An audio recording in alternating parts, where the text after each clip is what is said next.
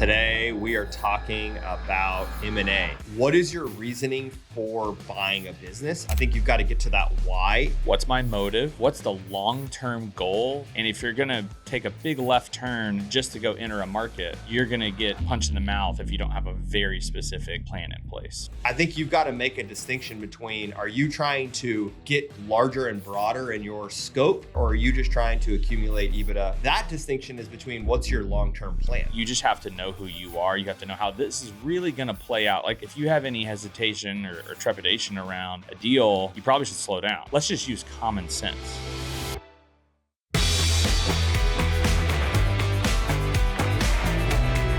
Welcome to Entry&Exit. I'm Stephen Olmon, and this is my co-host and business partner, Collin Trimble.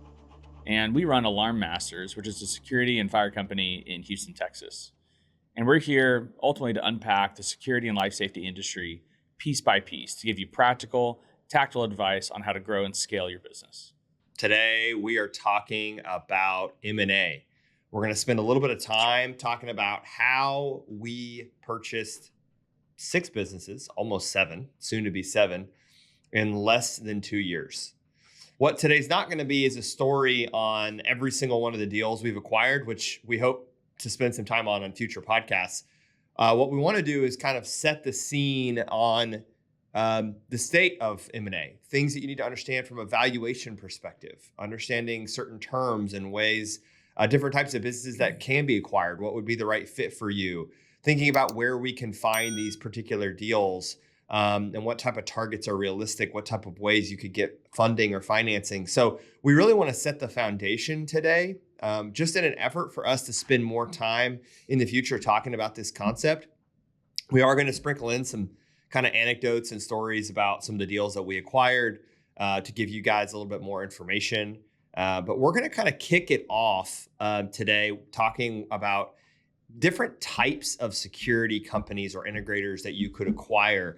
And I think that it's important to distinguish this because in our industry, there's several different, quote, security companies that exist. Mm-hmm. And ultimately, the type of security company you're going to purchase is going to inform the way that you value them, the way that their financial makeup looks and the things you'd be kind of looking for. And so I'm going to let Stephen kind of jump in here. Stephen, tell us a little bit more about the different types of security companies and sort of their behavior, what they look like.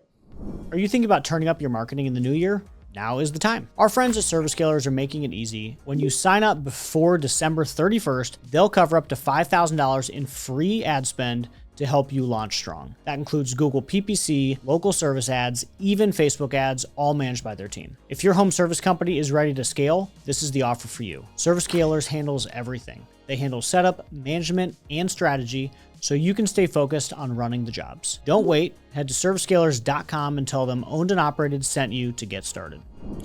Yeah, so I would say the largest delineation right off the top is commercial versus residential. And then you've got a lot of people just like us that are somewhere in the middle. Now, even within that, there might be a company that's much more commercially focused, and they just take, the business owner's house. And so they do the onesie, twosie residentials, kind of out of necessity or just to be able to say yes to people, but it's not a focus. Then you have people that are much more of a blend, a hybrid, and then obviously many of our friends that are all in on residential. So that is kind of like the very first thing I'd say is to think about who are these companies serving. And then the very next thing that I'm thinking about is how they're going to market. Yeah. Are they more GC driven? Are they, hyper kind of RFP bid driven, more of an integrator, much more construction-esque? And so you see people that are focused on ground up multifamily as an example. Like that is a very specific style of security company, and it differs greatly in a lot of ways, financially, operationally, from a sales and marketing perspective, than a traditional alarm company might.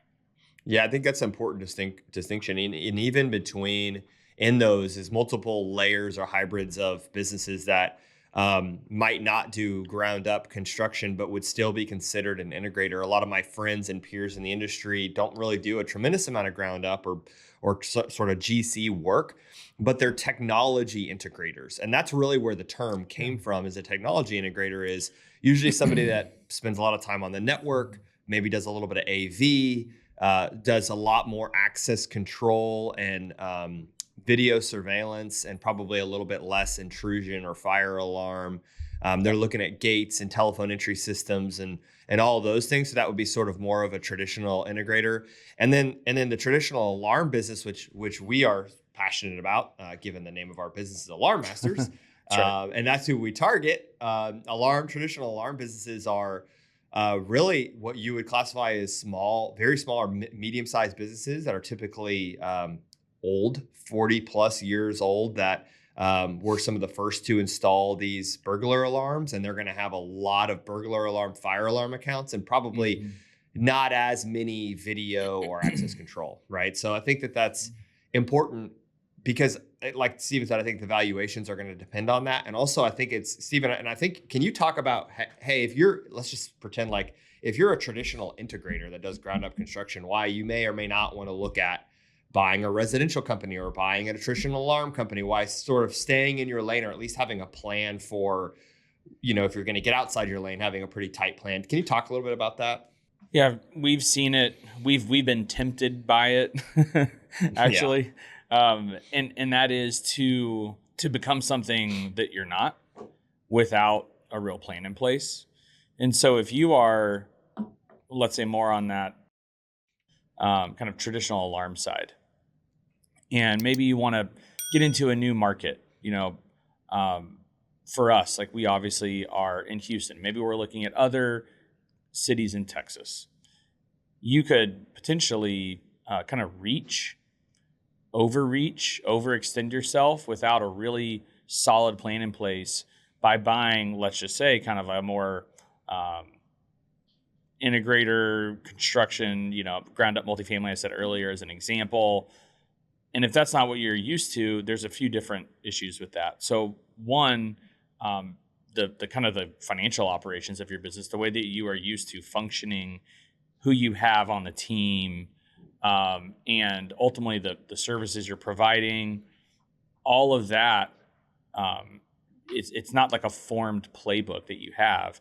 And maybe it's a scenario, it could be, where you're thinking about an acquisition that is different than you are, and you're going to try to keep some of that leadership in place. I would hope so. If you don't, there's going to be a leadership kind of management ops gap real quick, real fast. Yep. And I'm going to get really concerned about that P&L. And so, it kind of comes back to who you are, what you're good at, what you're doing today, what you know. And if you're going to take a big left turn just to go enter a market, you're going to get kind of punched in the mouth if you don't have a very specific plan in place. Yeah, I think having a plan is important, because I think another thing that's really important is, what is your reasoning for buying a business? I think you've got to get to that why. If you're just trying to accumulate EBITDA or RMR, then you're going to probably want to buy something in your lane that's very close, maybe within your geography, or something that's in a new geographic market. If you're trying to build and scale, and you're trying to grow horizontally, you may look at some industries that are tangential. So I have a friend that's an integrator who does a tremendous amount of access control, and he's hunting for locksmith targets. Yeah. He really likes locksmithing targets. He feels like there's some really great leads in that market. And by the way, I do too. It's not a fit for our business model, but I think that it's a fantastic place to go purchase is locksmithing, because they get a lot of access control, electronic access control leads. Another one is, we had a friend that did a lot of ground up construction. So he purchased a structured cabling company that did a little bit of like networking, some of played in that market. But what they were trying to really find were those customers that are extremely loyal to the structured cabling company. And they'd been asking them, hey, why don't you do security? Why don't you do access control video? And so that was sort of a natural fit for them. So I think you've got to make a distinction between, are you trying to get larger and broader in your scope and trying to find new avenues to generate value, that might take a little bit longer to see a return on your investment there? Or are you just trying to accumulate EBITDA and RMR? And truly, I think that distinction is between what's your long-term plan. Exactly. If you're trying to sell in the near term, we'll say 5 years or less, then you're probably not going to want to go take a swing at something that's tangential to what you're doing today. You're going to want to stay in your lane. But if you're building for decades, then yeah, I think you should take that longer term, more broad approach. And I think that it's going to pay you dividends. Yeah. A lot of it comes down to fit. Like, does this fit? How does this strategically fit with my current business? We all know, like, business is hard. It's hard to, ensure that things are kind of firing on all cylinders on a regular basis. And then cinders, yeah. Yeah. So don't play on hard mode. Like, don't make a mistake without, and I also know some people that have thought about going into a new market. Maybe they're going to try to buy both sides. And that's also, I mean, that's even more challenging. By both sides, I mean, you're buying maybe alarm accounts and something that's more kind of an integrator, and you're going to smash that together. And some of the nationals have done that, but they had a lot of kind of in-house discipline, skill, team, playbooks process already. That's right. That's different. And so a lot of times we're speaking to kind of the more independent, smaller regional operators out there. And you just have to know who you are. You have to know how this is really going to play out. Like, let's just use common sense. Yeah. And so if you have any hesitation or trepidation around a deal, you probably should slow down and really make sure that it's worth it. Like, is it actually going to play out and be worth it to go buy this business that's doing $800K of EBITDA or it can invert too, right? Like, if you don't know the alarm side, just buying alarm accounts and hoping they just keep paying you is a bad strategy. So it goes both ways. And value extraction, like having a plan for how you're going to drive incremental value from that. I talk to a lot of folks that this is probably honestly the most asked question we get from our peers is, tell me more about your M&A strategy, how you're finding deals, how you're financing them, et cetera. And one thing I always ask is, why do you want to acquire? And I'm not trying to sound elitist, like, oh, you can't join the club. It's just like, hey, if you don't have a robust organic growth strategy, then trying to go buy something and trying to find, you're just going to have to live and breathe by the EBITDA or the RMR they're already doing. You're going to have a hard time extracting value if you don't have your in-house organic strategy pretty tight. And by the way, all the deals we've acquired, 6, soon to be 7. I think there's a Gen Z joke in there. Is that right, Steven? Yeah, we're memeing. 7. We're memeing right now. All right. Okay, cool. Of the 6 that we've done, we've technically only purchased one platform business, which we're going to talk about these terms in a second. And all of the rest were what we would classify as some blend of add-ons or tuck-in type acquisitions. Another thing before we jump into that is all of the deals we've purchased so far have been alarm businesses. Of the 6 deals we've purchased, they have all been alarm businesses. We are pretty passionate about staying in our lane because we're not trying to be the best at everything. I was at a conference recently, and there was an integrator I was talking to out of Canada, and he was super successful, and like truly props to him. But I asked him, what scopes of work do you service? And he said, literally everything. We do all the locksmithing, all the AV, all the structured cabling, access control, fire, all of it. Every single thing. We build solar trailers. We build. I think that's an approach for me. That's not the approach we want to take. We want to stick as close to our core competency as we can, because there's also, and we could spend a whole episode on this, Steven could at least, on the integration of these businesses. Mm-hmm. And when they're farther away from you in your type of lane, the harder it gets. And if you're not buying them as a platform, if you're going to buy something that's not in your lane as a tuck-in, you're going to have a lot of operational pain associated with that. Yeah. So you've got to think about what your strategy is. Alarm Master's strategy, we've talked about this, is we want to buy accounts that have a lot of RMR associated with them, and we want to bring them into our business, and we want to put our organic playbook on top of that. Yeah. And we would like to see, return on investment within 2 to 3 years max from a gross profit perspective. And our whole playbook is add accounts, do drop-ins with the sales guys. That's our whole approach. So we're laser focused on that strategy. We're also laser focused on growing growing geographically through inorganic means. So we don't really want to greenfield into another market. We don't want to go open up a branch in Dallas. We feel like that's probably not wise. Trying to acquire somebody in Dallas and then grow that branch would be our preferred approach.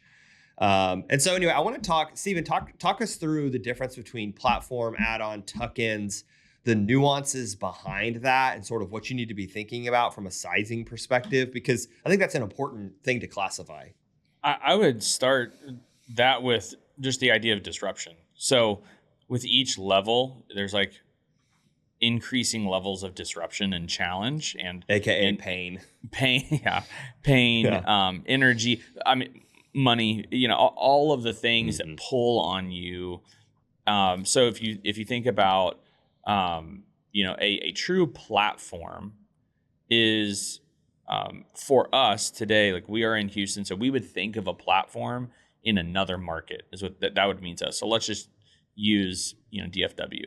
So that looks like buying a business, and we'll get into valuations in a little bit, but probably more likely a EBITDA based transaction. It has a larger team that we're wanting by and large to retain.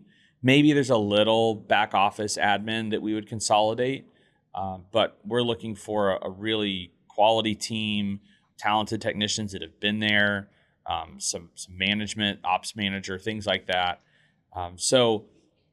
Because that's what's required. I mean, even just a 3-hour drive, down 45, it's, we don't have teleportation yet. Elon Musk, if you're listening, he's working on it. Please work on that. And so it's just not as simple as you want to make it out to be in your mind of buying a business in another major market that's hours away. And so if you're going to buy a platform deal, it's going to be expensive. It's competitive. A business like that's got several different people vying for it typically, unless there's some off-market relationship you may have, which is great if you can take advantage of that. But most of the time you're dealing with lots of competition and high multiples, which we'll get into more in a bit. And so you've now got more risk in the form of spending more on it. That also probably you likely may have used leverage, some debt to fund that acquisition, maybe a mix of cash and debt. So if that's a larger transaction, you've got a larger amount of leverage. And so there's just more risk at play. So you've really got to buy right.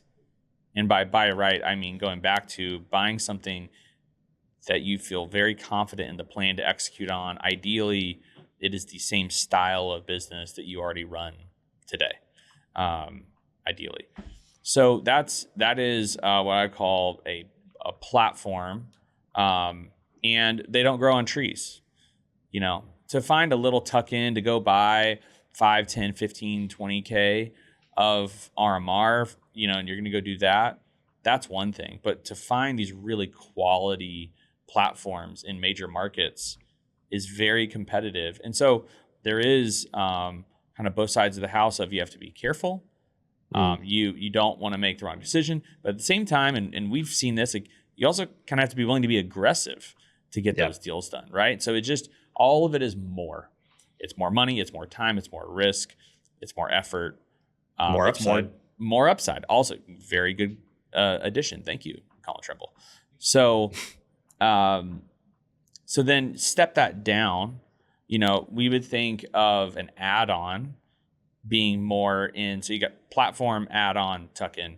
An add-on to us would be kind of a larger RMR acquisition in your market, typically. Yeah. It's going to add on to your operation, but it's not easy. Nothing's easy, but it's not, if you do a small little tuck-in, that should be fairly seamless if you've built any sort of process around integrating those accounts in, which we'll talk about. But an add-on, there's still some weight to it. Maybe you bring over a couple technicians in that scenario. And those deals will still have some degree of competitiveness to them typically. And those are typically kind of multiples of RMR. If we're talking about an add-on that is more of a traditional alarm business like we would buy.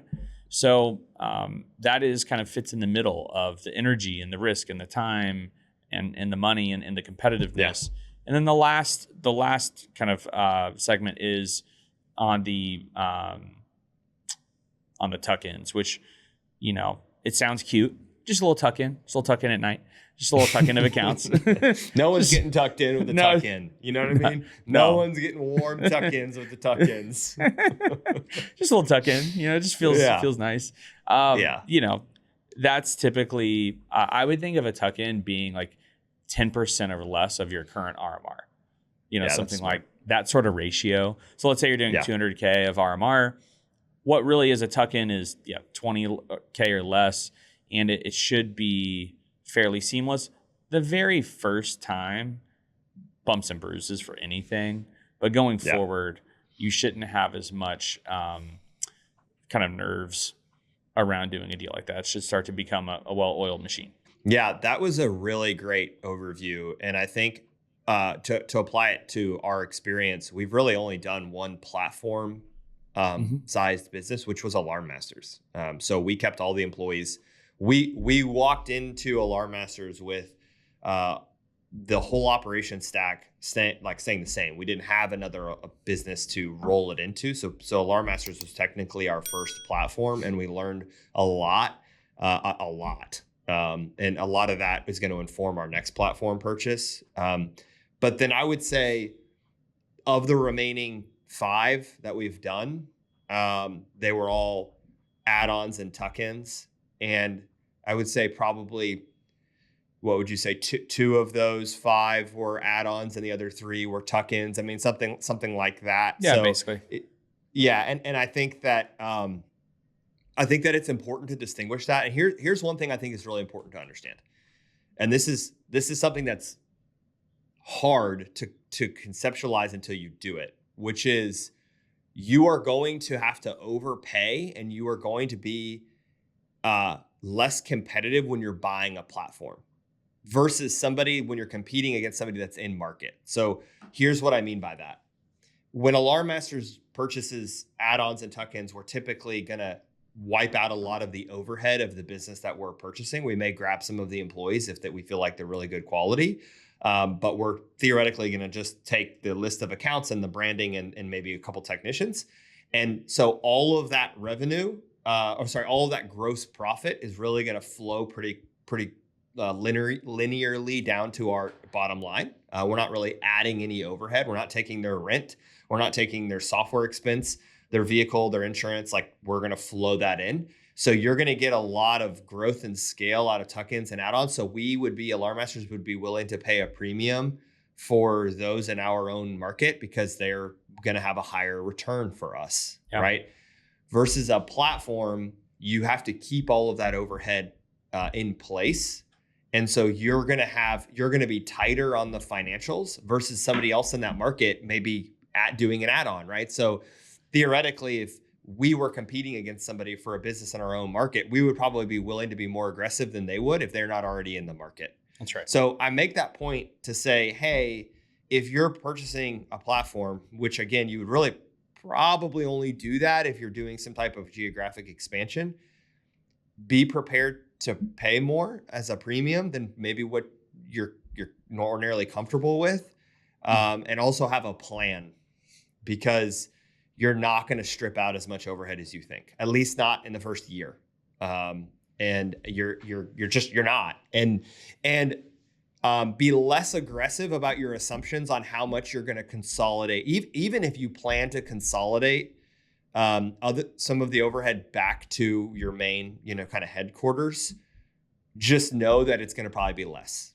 Just going to probably be less. And then one other kind of heuristic I think is important to add is, if you're going to do a tuck-in and an add-on, make sure it's in that same lane, because trying to tuck in an integrator into Alarm Masters today would be very challenging versus buying an integrator as a platform, still challenging, but would be easier for us. So anyway, Steven, did you have something to add to that?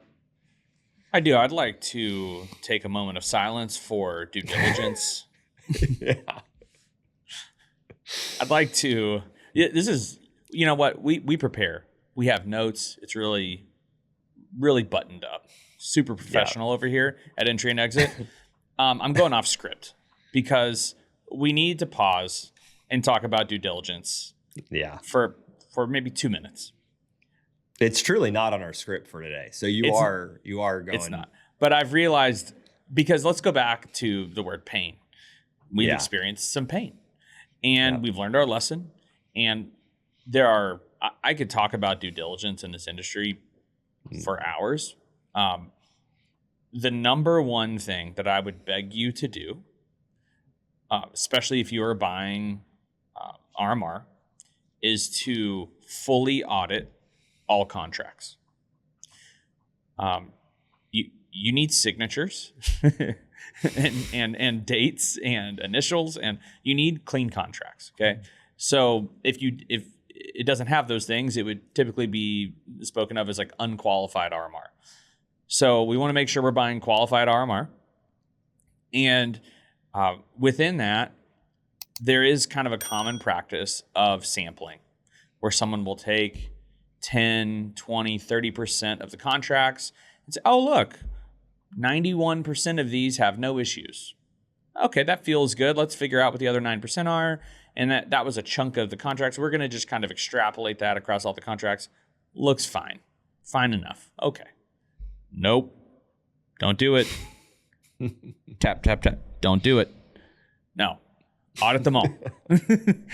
Audit them all. And so if there's anything that you take away from this episode, if you ever buy RMR, please audit and review every single contract you're buying. Thank you. The associated RMR, right? So like, as an there's so much example more for us. Yeah, like as an example for us, if the seller is selling us a list of accounts and they're saying this customer is, buying $50 a month from us right now, then we would want to go see the vendor, the monitoring station, or the cloud video provider, or whatever service, like where we're getting charged for that. And then vice versa, you would want to pull the list of vendor alarms, the monitoring station list of customers or accounts, and you would want to make sure that you're getting paid for all of that. Because you don't want to take over a whole monitoring station's worth of accounts only to find out that 10% of them are customers that aren't even paying you. And that's usually as a result of poor cancellation, procedures. But yeah, I think we have learned our lesson on due diligence multiple times. And by the way, it's a double-edged sword. You do due diligence between that period of getting under LOI and that purchase contract, and there's no guarantee you're going to close. We have had, Stephen, how many? 3 deals that were under LOI that we spent months and thousands of dollars and hundreds of hours doing due diligence on, and the deal fell apart for one reason or the other. And there's no recourse on that.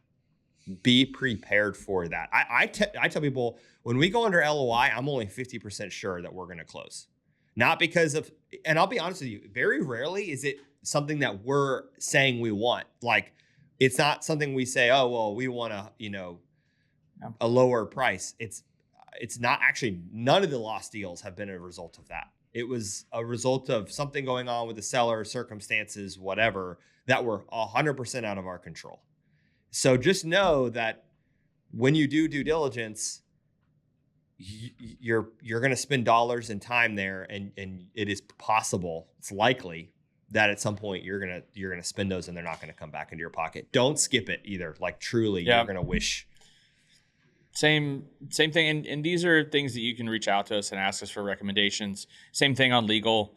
Like, please don't have, Uncle Ted, who used to be an attorney, write up an APA and sling it. Like, spend the time and the money with really quality help, quality vendors and partners. And that's how I view them at this point. It's the people that we work with for due diligence and legal. Like, I view them as a partnership of sort, working through deals. And so you build trust there and you get used to those processes. And so it's happy to point people in the right direction along those lines.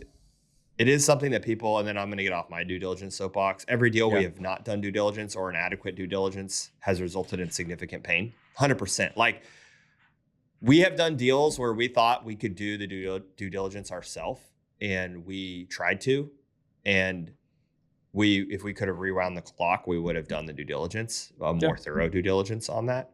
Mm-hmm. And I would just say that there is a lot of owners that like to say, I talk to a lot of owners that have done 1 or 2 acquisitions, and they say, yeah, they joke, I'm about to do my first acquisition and I didn't pay some lawyer for my APA or my due diligence. I did it all myself.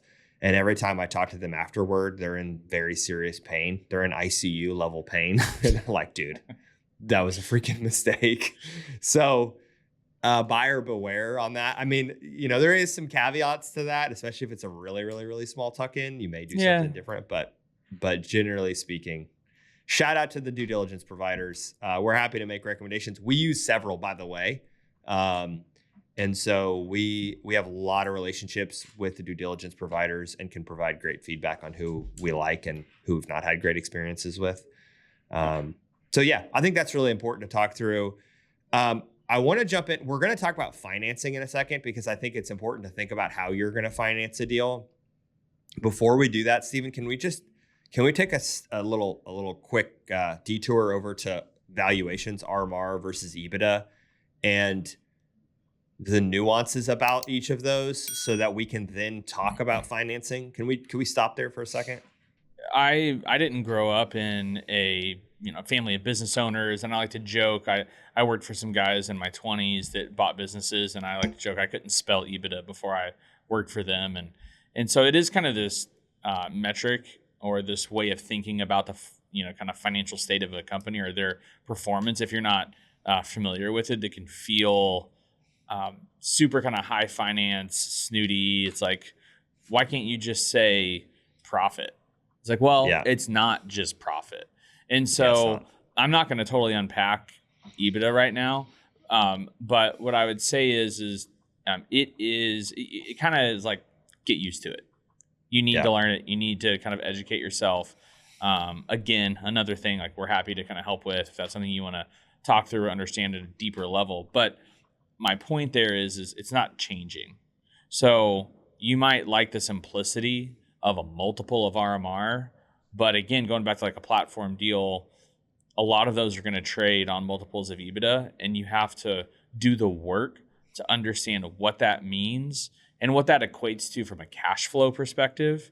And then also, if you're using leverage on buying a deal, then you have to also really understand what you're paying and what that's going to mean for you going forward.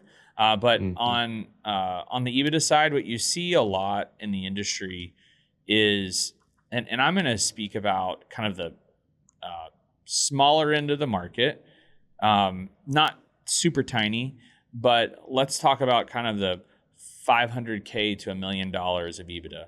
A lot of nationals will come in and they'll sit down with owners. I've talked to them and say, you don't even have $1 million of EBITDA. We're not going to be able to do anything here. And so, we do look at deals that are underneath kind of that limit. And so the multiple that you see a lot, there's different factors, obviously, that could skew that higher. Think about churn rates or attrition rates, or revenue concentration. There's, poor contracts. There's all sorts of things that could impact it. But the average that we see a lot is kind of in that 5, 6, 7 times, maybe 8 times for a platform. So if someone's, just to be direct from a math perspective, someone's doing $500,000 a year in EBITDA, then that deal often is going to go for $3 to $4 million, something like that.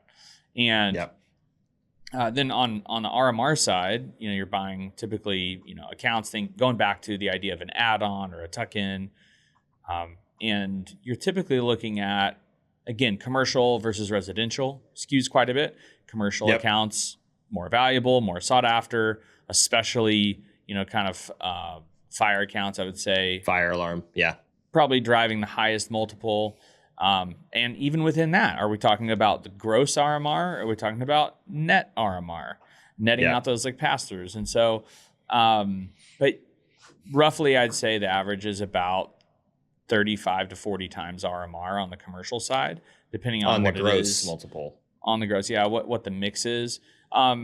There are definitely outliers where people, especially like national buyers, have overpaid to get into a market or really try to get a much greater percentage of market share in a specific market that they're trying to own, so to speak.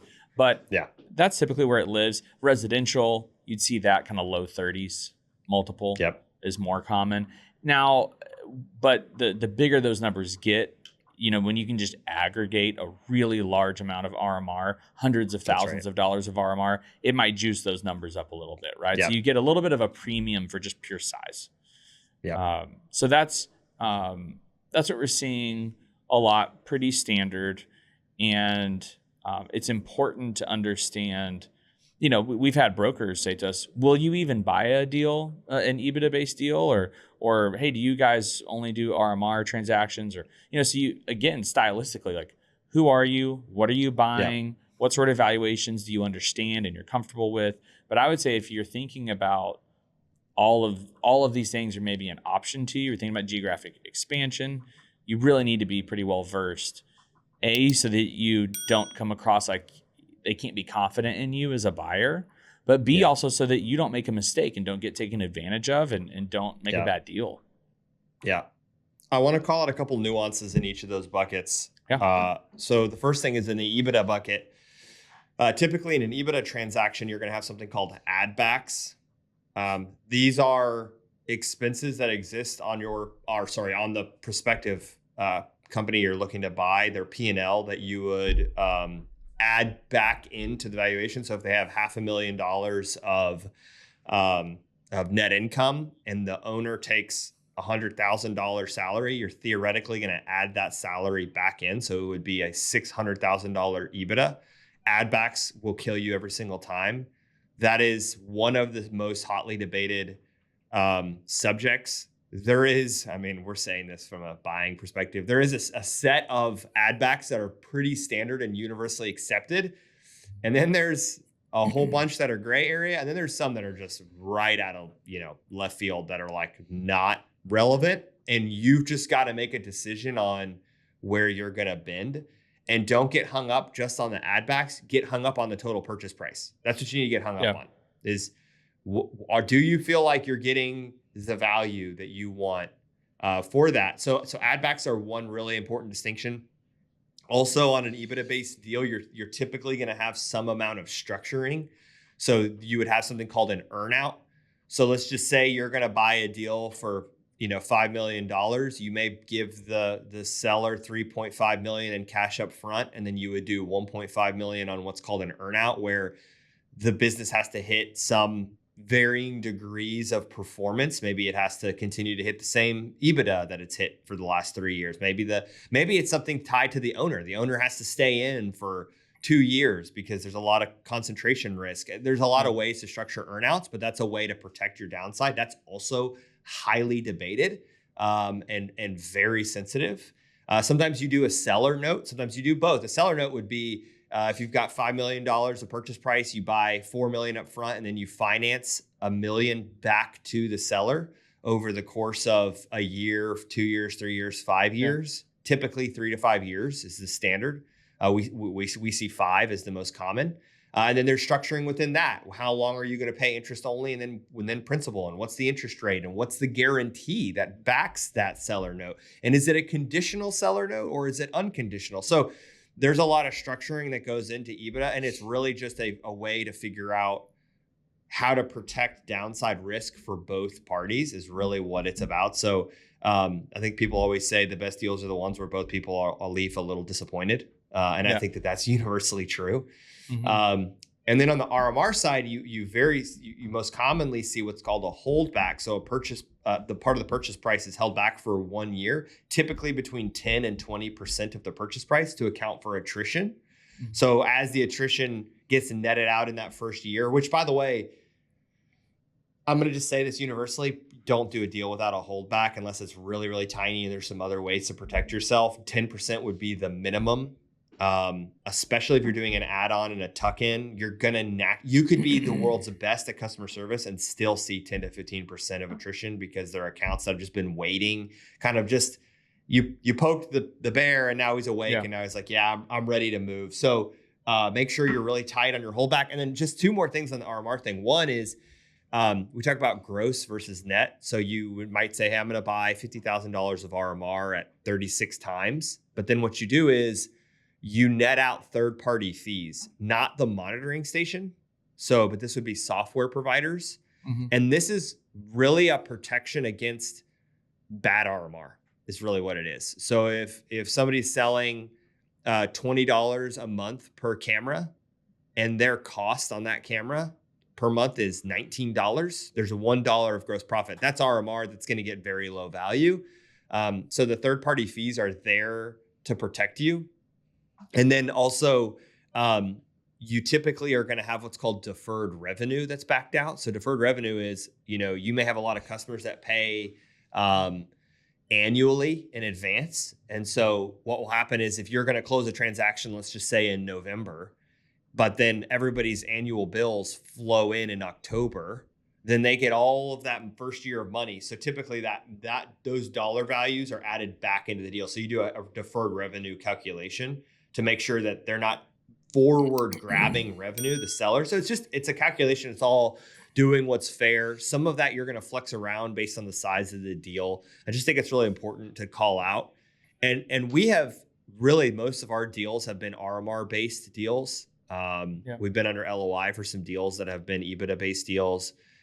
We are pretty heads down on RMR based deals until we buy that next platform. And then we'll probably end up doing, because it'll be a bigger deal. So it'll probably be an EBITDA type deal. So we spent a lot of time talking about RMR versus EBITDA. Truly reach out to us. We've done this a lot. Not only have we done 6 deals, about to do our 7th, we have offered LOIs on dozens of deals for both RMR and EBITDA and gotten all the way to the finish line on some of them. And so we have a lot of experience and would be happy to help point you in the right direction anytime.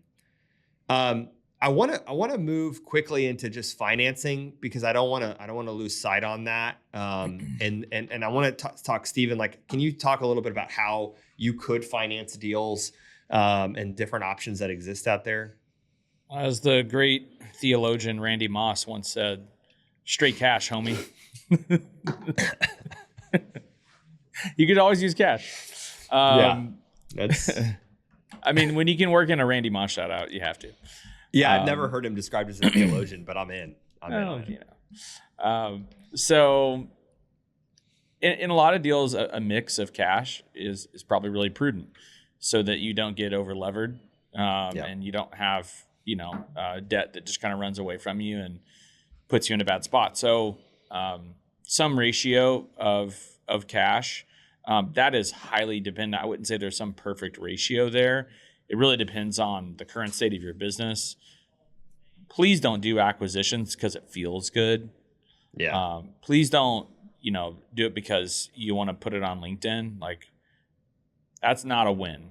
What a win is to buy a deal that helps you maintain financial health and is accretive to your overall value and really adds to what you're building in a way that is strategic and you have a path to really extract that value. That's a good deal. Do that deal. So types of debt, you could use, there's different loan products. You could use an SBA loan. If you're large enough, you might be able to go direct to a senior lender and get a more traditional loan product to take down an acquisition. Probably wouldn't be the full amount in that scenario. If you're buying RMR deals, there are RMR-based lenders that will typically lend up to a certain percentage or ratio of that RMR. And there's a lot of them out there. I mean, and again, good actors, bad actors. I think we know some really great people that you could speak to if you need assistance there. And then, capital partners. There are for certain in a certain life cycle of your business, it may make sense based on your goals and your momentum to partner with an external capital partner that can fuel your growth, like a a growth equity firm, something like that. Family office. It sees your vision, wants to inject capital, and where everybody wins. And that's another potential solution. Yeah, I think the financing side is really important, and understanding your financing strategy and figuring out your financing before you're under LOI on a deal are all really, really important. Yes. If you're going to use debt at all, you need to go have a relationship with a debt provider first thing, because that is going to be one of the single most important elements. Doing a little bit of equity, which would mean like taking on cash from a firm or from friends and family or a family office and giving them a portion of your equity in your business. That is very, very common. I think a lot of people are resistant to that. I think there's some great ways to do that, especially while keeping control of your own business. I think, you don't have to think about giving up equity in the form of giving 50% of your business away. If you are going to do that, which buyer beware, get an advisor for that and a really good lawyer, and make sure you have a fair and reasonable understanding of the valuation for your business. And like all of that needs to be papered up really tight. If you're going to do it with an institution, they're going to require that. If it's going to be friends or family, you want to protect yourself, and the person that's investing in your business needs to be protected. Yeah. So be careful about that. We have done all mix of all things. We love doing straight cash, baby. That's one of the things that we care a lot about. I think that this is a little bit of a philosophical discussion too. And this just kind of gets into the heart of the industry. A lot of operators that have been in the industry for a long time are used to taking a salary and sweeping all of the net income back into their pocket at the end of the year. And so to buy something off your balance sheet would require you to make less income. And a lot of folks don't want to do that because they're comfortable at their income level. So you need to make a decision on what your strategy is. And I would say, anecdotally, that the best investment you can make is the investment in the thing that you control, right? So trying to make a good investment in buying a business that you have a plan for return on capital is a smart move, but just depends on the deal. So I want to jump into homework real quick, Stephen. What are a couple things that folks can work on if they're listening to this? Just some action items, some things they can do in the next 7 to 10 days. If they're interested in doing an acquisition, can you name 2 or 3 things that would be great for us to focus on? Yeah, so I'd say know who your partners are, whether that's a capital partner or a vendor doing due diligence or an attorney, lenders. Identify those different categories. And I would actually say be 2 or 3 deep on each one, because inevitably, certain things at a bank may change in a given month. And so you always want to have a couple different solutions to whatever you need done. What if it's an attorney who's just slammed, like, hey, we can't help you with this deal, sorry. So to be 2 or 3 deep across all of those is really important. And then the other thing that kind of most directly comes to mind is to be very self-aware. It's like, okay, I am interested in acquiring. Why? What's my motive? What's the long-term goal from that acquisition or acquisitions? And then how am I going to go about integrating that acquisition? Again, we talked about 3 different types, and having a really tight plan that you and the team can feel really good about going into that. So those are kind of 2 sides of the house I would think you need to really prepare for. Yeah. The last thing I would add to that is understanding your why is really important. It's the most important thing he said. You ultimately, whether it's organic or inorganic, want to purchase revenue in the least expensive way possible. And so sometimes that's just investing organically. Sometimes it's not. And I think a lot of folks that are listening to this call just think, I want to grow, so I'm going to add more to marketing, to sales. That's great. You should do both. I mean, the healthiest mix is to do both.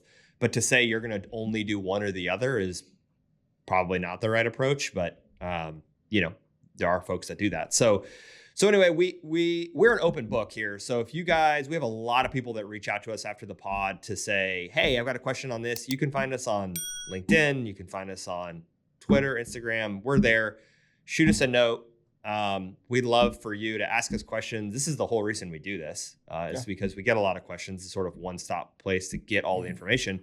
If you haven't already, please subscribe to the pod. Leave us 5 stars if you would. It really does help a lot. And then also we're about to launch our newsletter. So if you go to entry-and-exit.co, you can sign up for the newsletter. It's going to be a recap of a lot of what we talk about. So it's that kind of too long, don't read of the podcast. So if you don't want to listen to the whole thing of the podcast or you miss it, or it's maybe a subject you're kind of interested, but not all the way, we're going to have a lot of the highlights from the podcast in there. We're also going to share some additional resources. Over time, we're going to release more like guides on, hey, here's RMR versus EBITDA sale. Here's what to look out for. We're going to put some of that out there. And actually, that we've already done that. So we're just going to kind of release it over time.